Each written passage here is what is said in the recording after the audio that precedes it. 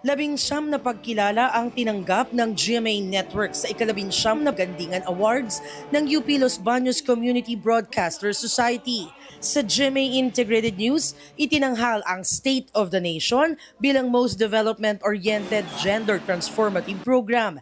Best TV Program host si Balitang Hali Anchor Rafi Tima. Best News Anchor si 24 Oras Anchor Emil Sumangil. Iginawad naman ang Gandingan ng Edukasyon kay Kim Atienza at ang Gandingan ng Kabataan Award kay Martin Javier.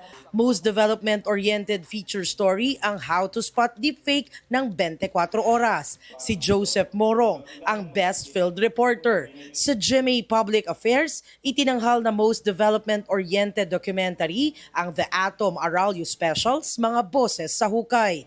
Gandingan ng Kalikasan si Jessica Soho, habang Most Development-Oriented Environment Program ang Nickel and Dime episode ng Kapuso Mo, Jessica Soho. Most Development-Oriented Investigative Story ang Nasaan ang Pera, Pabahay episode ng Reporter's Notebook. Most Development-Oriented Educational Program ang The Javi Severino Podcast. Samantala, Most Development-Oriented Drama Program ang Pulang Araw. Most Development-Oriented TV Plug ang NCAA Siglo I Inspiring Legacies. Most Development-Oriented Musical Segment or Program ang Julie and Stel ang Ating Tinig. Sa radyo, Best FM Radio Program Host si Papa Dudut ng Barangay LS 97.1.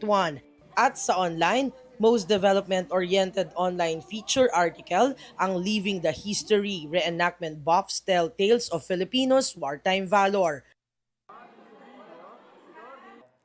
Huwag magpahuli sa mga balitang dapat niyong malaman.